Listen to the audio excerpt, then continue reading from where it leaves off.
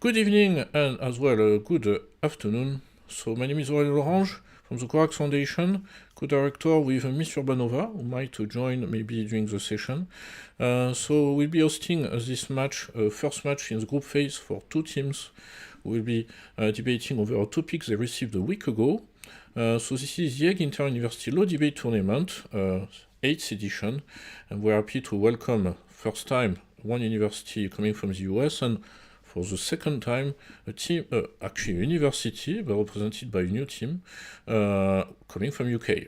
So before we give them the floor, I remind that of course this match will be watched by the judge as well, who will be independently assessing the match, and this is the first match of 3 in the group phase, where there are as well 2 other universities who have been competing during the last days for their first match as well. So now, we have the University of Birmingham and the University of Kansas. So I will give the floor alternatively between the two teams to introduce themselves, of course, for the audience and for the judge. We'll be starting first with one member of the University of Birmingham, Mr. Mudassar Shaban. Welcome. Hello, thank you for having me. I'm Mudassar Shaban, second year law student at the University of Birmingham. Glad to be here. Thank you, welcome. And in Kansas, we have Miss Israel Nelson. Mr. Sorry. I am subbing in for Israel. I'm the sub-in. My name is Caitlin Taylor. I am a 3L in my final year at the University of Kansas. Okay, thank you. We have as well Mr. Akhtar in Birmingham. Hi, my name is Kyle Akhtar, and I'm a second year law student at the University of Birmingham. Thank you, welcome. We have Mr. Poland. Hello, I'm Harrison Poland, and I'm also a second-year law student at the University of Kansas. Thank you. And we have Mr. Greer. Hi, I'm Toby, and I'm a second-year law student at the University of Birmingham. Thank you so much for having me. Thank you very much. And I mentioned as well that you are supported, both of you, by two student associations or law societies, the Kansas International Law Society, of course, at the University of Kansas, and we have as well the Outwards Club in the University of Birmingham, so many thanks, of course, for the support to both associations and societies for the students. The topic which has been given to the two teams around a week ago was states have a duty under international law to cooperate and share information on climate change mitigation and adaptation strategies. So now we share my screen because we'll see live which position each team will get for this debate, and the team will be in favor. We'll be starting the match. So normally you should see a wheel with the double flags with the logos of your institutions. There is one chance to be in favor and one chance to be against.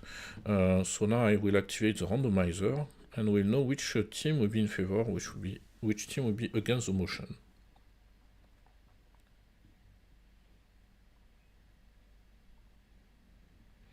That the University of Kansas will be against the motion. As a consequence, it means that the University of Birmingham will be in favor of the motion and will be starting the match with the first introduction. So it means concretely, the University of Birmingham will be defending the position that states have a duty under international law to cooperate and share information on climate change mitigation and adaptation strategies, while the University of Kansas will be defending the position that states do not have a duty under international law to cooperate and share information on climate change mitigation and adaptation strategies. So now you have 5 minutes to review your notes. You can close the mics and my camera during the 5 minutes, and then we'll be starting with the introduction by the University of Birmingham.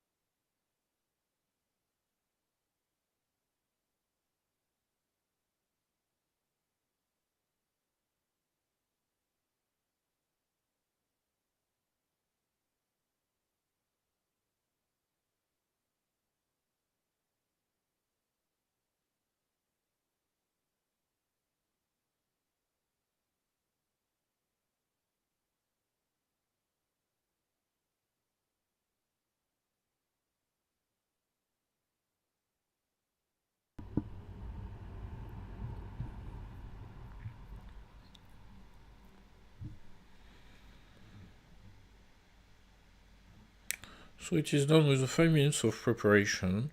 So it means I will stop sharing my screen and I will be able to start, of course, officially the match, but I want to remind as well the audience that when you see a yellow card, it means the person speaking will have still 30 seconds in the speaking time, of course.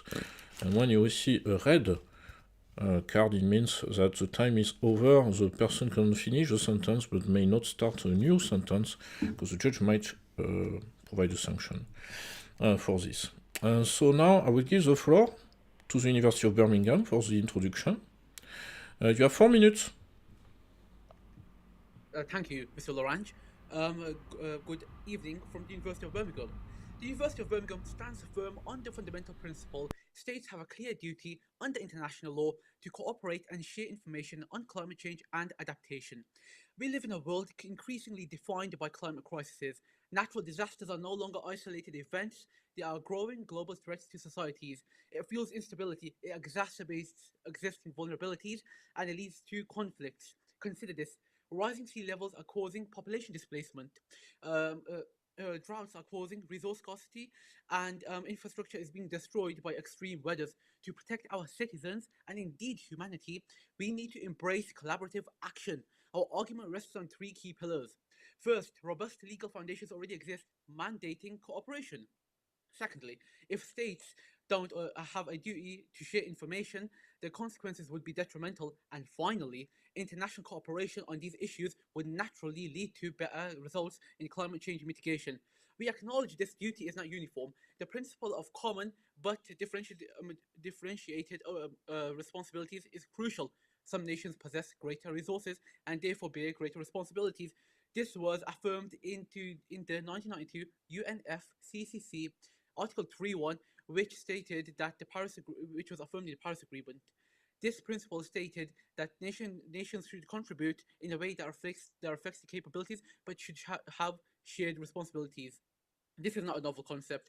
In the ICJ, in the pulp mills case, which revolved around a duty to share information on climate change, has clearly stated that the obligation to inform is essential for preventative cooperation. This is not theory. This is a practical, mandatory cooperation mandate. So while responsibilities may differ, the core duty to remain stays the same. The core duty remains the same. Secondly, international legal systems to protect the well-being of citizens. The international legal systems aims to protect the well-being of citizens worldwide. Without a shared duty among to exchange information, effective climate change responses become impossible, leading to disastrous effects. For example, the LA fires recently have morbidly claimed 29 lives, and these are only reported by the NBC News. There must be many more, and it has led to disastrous effects. If a nation with world-class resources and research is suffering from such detrimental effects, then what devastation would impact would this have on states in the global south, states who do not have such resources as the US? Therefore, sharing climate mitigation strategies with these countries is essential, enabling to protect the citizens and a core objective of international law. Working together to share resources and knowledge leads to better results in climate change mitigation. The Montreal Protocol. This exemplifies this perfectly. The Montreal Protocol aimed to help states in the global south by providing them resources and funding. Over 200 states were signatories of this agreement, and this led to aimed to lead to the depletion of the ozone layer. Over 200 nations are now signatories, and this has and although and this aimed to reduce climate change effects by the middle of the century.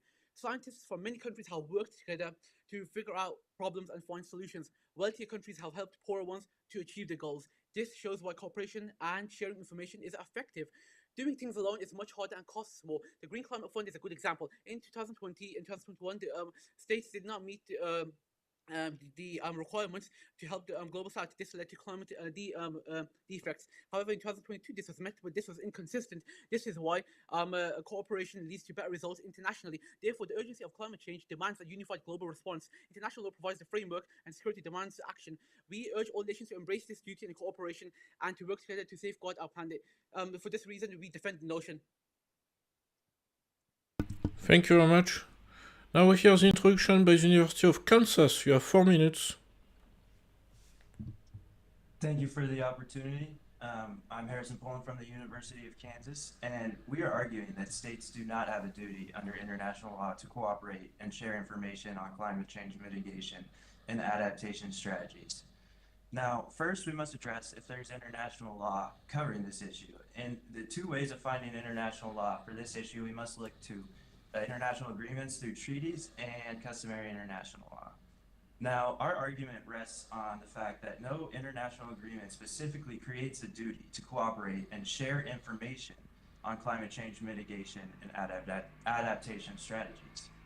Now, I'll go over a few of the main international agreements that at least touch on the issue, which are the United Nations Framework Convention on Climate Change, the Kyoto Protocol, and the Paris Convention, to show and explain how these do not create an affirmative duty to actually share information in order to mitigate and adapt to climate change. Now, the UNFCCC is the overarching treaty which lays the groundwork for both the Kyoto Protocol and the Paris Convention.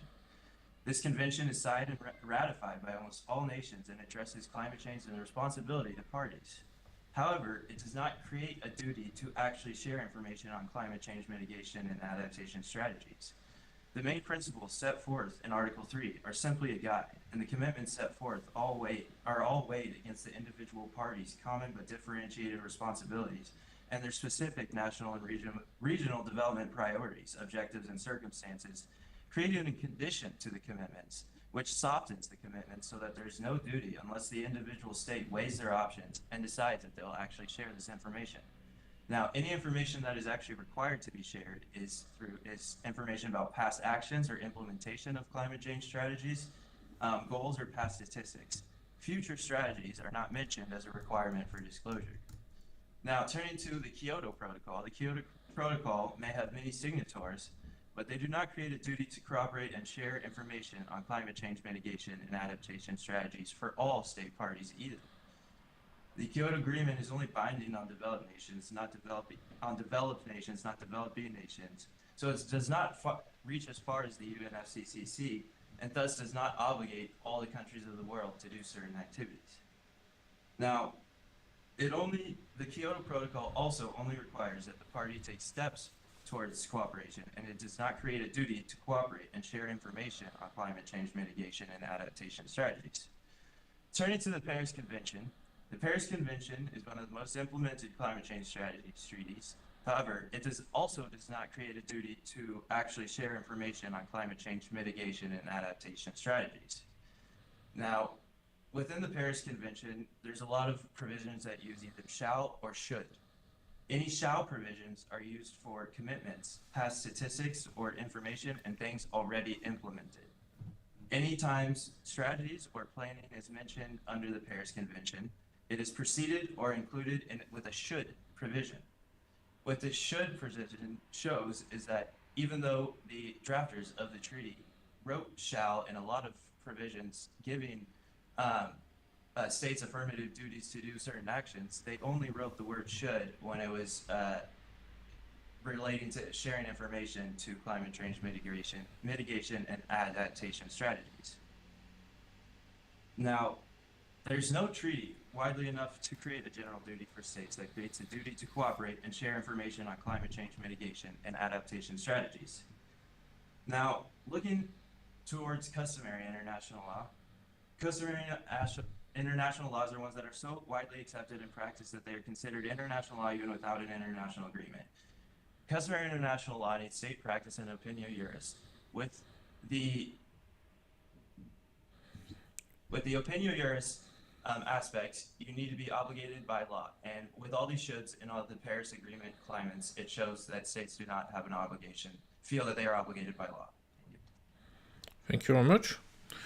Now we move to the first rebuttals. We'll start with the first rebuttal by the University of Birmingham. You have 2 minutes. Thank you. With the world's interconnectedness, the solution to climate change cannot be considered by each nation in isolation. Emissions released by Australia affects people in Nigeria. Flooding in Bangladesh affects people in India. And fires in Indonesia affect people in Singapore. All nations contribute to climate change, and all nations are affected by climate change. The interconnected nature of these concerns means that it's not possible to stop climate change without vital information being shared. It's not possible to comply with the existing duties that countries have on climate change without this cooperation. And this is reflected within the Paris Agreement, which states that the climate change is a common concern of humankind. It's necessary that the global community shares information on these issues to reflect and respond to the dangerously urgent issue of climate change. My opponents have argued that there are no international laws and no international agreements that create an obligation to cooperate. And they say that it doesn't have a duty. But they did admit that there is a common but differentiated duty for countries. All countries have a duty to protect their citizens. This is a fundamental underpinning to the international legal order. And what we're not arguing is that the duty is the same, but that each country has a duty when it comes to climate change to protect their citizens. A softened commitment is still a commitment. They still have a duty. And my opponents have also not touched upon the human rights concerns that arise with climate change or the security concerns. If climate change occurs at the rate that it's projected to, there'll be 750 million to 1.25 billion climate change refugees. These exacerbate existing national security concerns, and they are issues that all nations need to address. And it's for that reason that we conclude that states have a duty under international law to cooperate and share climate mitigation and adaptation strategies. Thank you. Thank you very much. Now we hear the first rebuttal as well from the University of Kansas. You have 2 minutes as well. Under our argument, even though the human rights concerns are very relevant, the issue at hand is whether a duty exists. And regardless of whether a duty should exist, or we want it to exist, or it would be helpful if it exists, under our international law and treaty and under customary international law, it simply does not currently exist. Under the Paris Agreement, as mentioned, yes, there are several provisions about different types of information that could be shared, but there isn't a duty to cooperate and share information on climate change mitigation and adaptation strategies. Under Article 14 or 419, it says we should simply strive to communicate and formulate, but there was no must or requirement creating a duty here. Under 4.2, we have to share information maybe for the contributions, but not for the strategies or the mitigation adaptation strategies. That sentiment is followed with Article 4.8, Article 7.7a through E, and also Article 13.7. The more strong treaties that might have a more direct influence, maybe if we had the UNFCCC, it still only has the guiding principles of you should do this, you may do this, you should weigh this against your own things. That doesn't create a definite duty under international law to share this specific type of information or cooperation with adaptation and mitigation strategies. If we're looking at these cases, yes, we mentioned the ICJ. However, the ICJ isn't even binding on cases that fall within their own court afterwards. It can be used as persuasive arguments, but it doesn't create a duty in and of itself for all of the states under the agreement. So due to the lack of international agreements and treaties or just Coogan's or binding agreements, there is no current duty whether or not we wish there was or there should be. Thank you very much. Now we move to the second rebuttal. So we start giving the floor to the University of Birmingham. You have 2 minutes. Hi. Predominantly in terms of rebuttals, one of the big concerns I had with the argument was the fact that they conceded that the Paris Agreement included many provisions relating to climate information sharing, but they failed to recognize the emphasis on mitigation.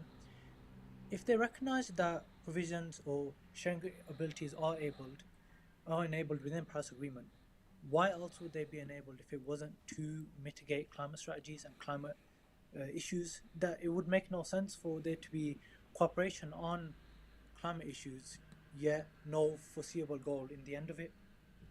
Also, with the lack, they stated that there wasn't much customary law regarding the duty to share and cooperate. However, you can clearly see through the pulp mills case regarding Uruguay and Argentina, there was a clear emphasis by the court to about the duty to cooperate and to share information in order to help prevent climate issues and climate change, essentially. Also, when they say that no international agreement mandates the sharing of information, if there's states that have signed treaties and therefore have recognized these responsibilities by signing treaties, why shouldn't they be held to those standards when they themselves have signed a treaty and no one really forced them to? It would destroy the whole purpose of signing up to treaties if you took away that obligation or mandatoriness with supposed to that duty. Thank you. Thank you very much. Now, second rebuttal as well, from the University of Kansas. You have 2 minutes. On the same note, where we've mentioned that, yes, there is a sharing of information related to different aspects, that doesn't change the fact, in the same note, that, yes, there was an emphasis on this. They also chose to put the planning and strategies language under the should provisions. That shows a clear intent for this not to create a duty in and of itself. Also, when we're mentioning customary international law, yes, there may be a few cases. However, a few cases that bind only those countries in that specific situation does not create a general duty for all states to cooperate and share these mitigation and adaptation strategies. And when we're speaking of international agreements, we're speaking of international agreements broad enough to create a general duty for all states on this specific issue. And none of these agreements create a duty for sharing information, cooperating and sharing information on mitigation and adaptation strategies to fight climate change. Yes, they are held to the standards that they sign. These not sharing and cooperating on sharing this information on adaptation and mitigation strategies does not get rid of treaties, because they are still following the treaties that they have signed. They're still following the obligations under the binding articles that they have agreed to. However, just because they agreed to a treaty that has some things that are suggestions in it doesn't mean that there's no longer a point of the treaty if they don't decide to do the should, as long as they're still following all the shalls. None of the shalls within these treaties creates an international obligation within sharing information on adaptation and mitigation strategies. Thank you very much. Now move to the conclusions. We hear the conclusion by the University of Birmingham. You have 2 minutes. I'd like to thank my colleagues from the University of Kansas today for sharing their arguments, but I respectfully disagree. They've argued that no international agreement that mandates sharing information, that there is no international agreement that mandates sharing of information, yet there's numerous treaties that have been signed by numerous countries all over the world where they have that responsibility and they've signed up to that responsibility.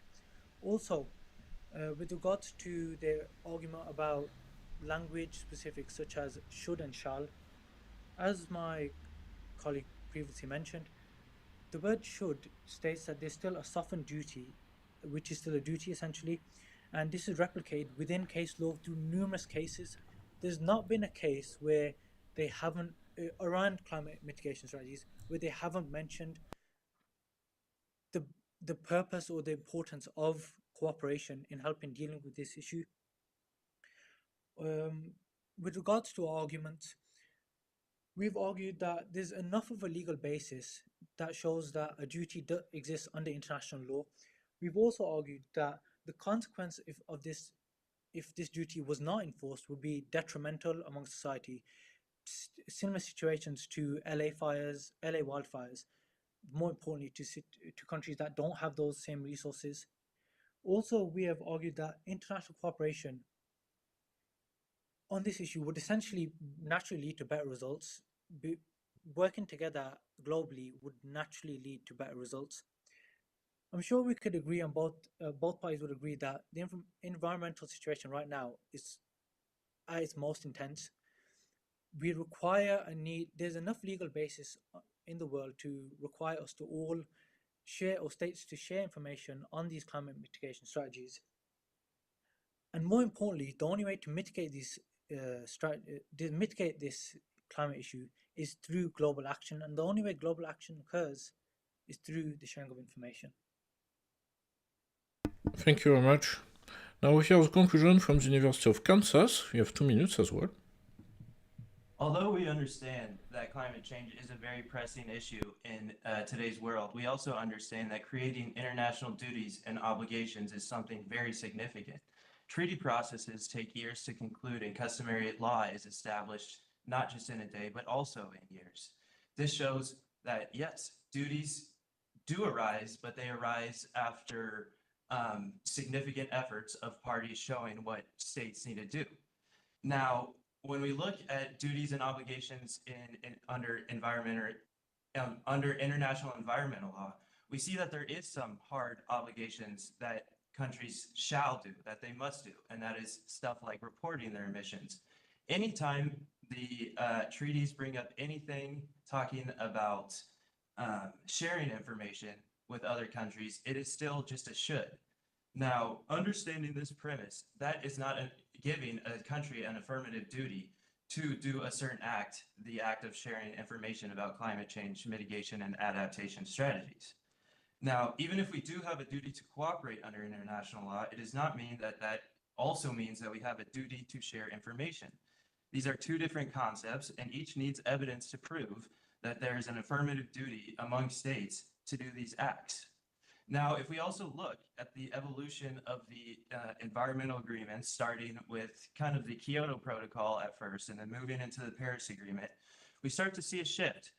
There's more hard obligations within those earlier treaties, and it starts in the Paris Agreements, brings up more of the word shoulds. This shows that over time in practice, the drafters and the parties decided that, yes, we want to not have these as much hardcore obligations that we need under international law, hence why they changed a lot of the treaty language in the Paris Agreement to using the word should. Thank you. Thank you very much. So we just heard both conclusions, so from now you are not under evaluation by the judge. So you can brief, you can of course rest a little bit, and so we'll ask, of course, the impressions to each student participating to this match, and after we'll do a bit of networking. So we start first with asking Mr. Shaban, what do you think about the match, the topic, and the performance of both teams? First of all, the match, I think it went great. Thank you for my colleagues Israel and Harrison for presenting such interesting arguments. Great minds think alike. I think they were great. I think the match had a good flow to it. We enjoyed it. It was, yeah, overall, I'm happy with it. Thank you very much. Mr. Poland, what do you think about the match? Thank you. I thought the match went really well. Everyone in Great Britain, you did a great job. I really liked how you employed a lot of relevant events into the argument. I thought that was very strong. But overall, this was just a really cool opportunity, so I thank you for putting this together. Thank you. Mr. Greer, what do you think about the match? Yeah, I really enjoyed it. I thought it was a really interesting topic, and I think our parents had a really good understanding of international law. I think that's something that we haven't studied as much, which would be really nice if we learn a bit more about that. But I really enjoyed the topic, I think. Thank you very much. Now, second member from the team from Kansas, what do you think about the match? I really enjoyed it. I really enjoyed how y'all focused on kind of the human aspect as well, of like Harrison had brought up, of the specific events that had happened, and bringing up the cases that were from a bunch of different nations could create kind of that generality. And so I really appreciated it. I thought it was a really fun and interesting match, and I appreciated it. I thought it was a good experience. Thank you very much. Mr. Hector, what do you think about the match? I thought it was really fun overall. If we go into specifics, I really enjoyed the argument on those intricacy of languages with regards to should and shall. I thought that was really smart. I thought it was a good argument to make. So yeah, overall, I just enjoyed the whole experience of it. So yeah. Thank you very much. So now, of course, I remind that the three judges will have 2 business days to watch the match and rewatch the match if they need, in order to assess the performance of both teams. They will issue grading rubrics for both teams as well, that will be shared after we receive, of course, the free assessments. And, of course, you will receive very soon, as I said, the topic for the day 2, which would be on one side against the University of Botswana, and the other side Durham University. So the two other universities in this group. Now we'll do a bit of networking. We'd like to know a bit more about you, of course. First, one question. So each question will be given to each team, so you can decide who wants to answer. And the first question is, how did you decide and why did you decide to participate to this competition? Was there a process as well? So what was your main motivation? So we start first with the University of Kansas.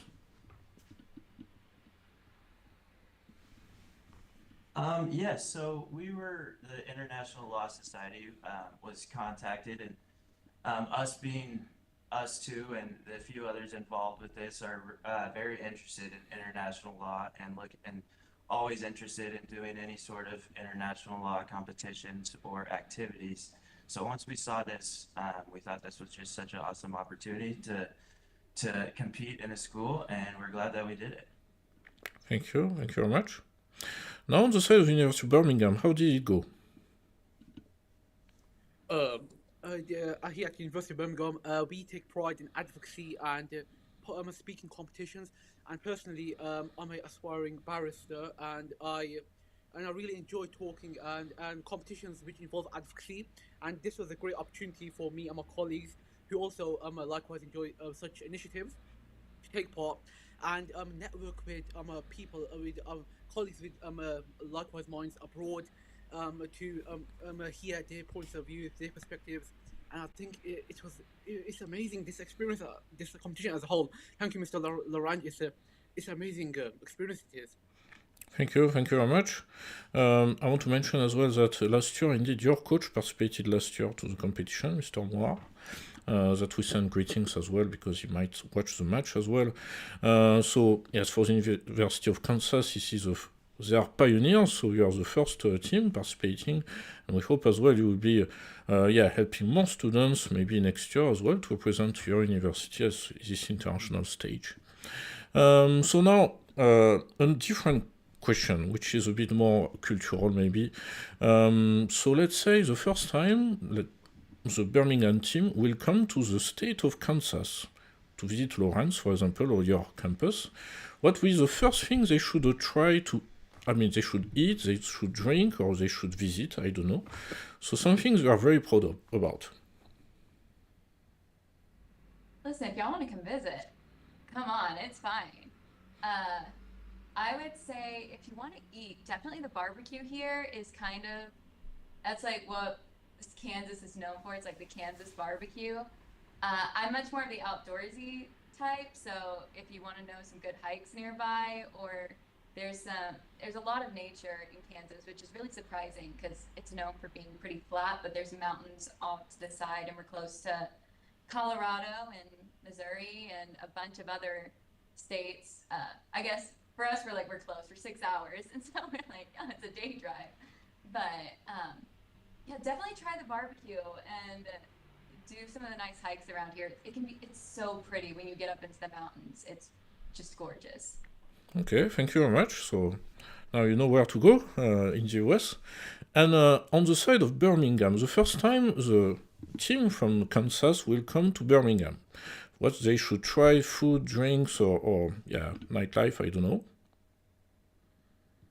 I'd love to tell you there's great stuff about Birmingham, but we have a great library in the city centre. With regards to food, we have a Popeyes, so American fast food chain. Yeah, apart from that, there's not much. I mean, there's the weather, which about 5 days of the year. 5 days of the year you'll enjoy sun. So if you come, canals. I've never been to canals, but Toby's been to canals, so yeah. Apart from that, yeah, nothing. Okay. So that's great for the Office of Tourism of Birmingham. So yes, so of course it's an opportunity for you to keep contact after this match between the student associations again, because you can invite each other, you can talk about different perspectives about legal issues, legal questions, and invite guest speakers, professors from both universities. So do not hesitate to keep contact, and you never know in the future if you will have to to work with, for example, British lawyers. You already know someone in Birmingham, or same US lawyers, so it's always good to keep contact through the competition. Last year, we noticed, for example, that some teams, they knew each other even before actually the match took place, because they were in contact on LinkedIn. So yes, and of course we hope that you will visit The Hague here to see all these international courts that you explore through the books. I don't know if you have been in the Netherlands, not for the food I hope, but for other reasons. So I'm sure that you will enjoy, of course, meeting and networking with other international legal experts and professionals. So many thanks for this session. That was a pleasure for me to host this match. And of course, we thank as well the judge for their time. They will be watching the match, as I said, and they will be sending the grading rubrics during the next days. And don't hesitate to watch as well what is happening in other matches of the competitions, because you might have to compete with some other teams, obviously, through the rest of the competition. So thank you again, and of course check your email box, as I said, because the topic of the next match will come very soon, before the grading of this match, certainly. So many thanks again, and we keep in touch, and keep in touch between both teams, what I mean as well. Thank you again. Thank you. Yep. Have a good evening Thank you. and afternoon.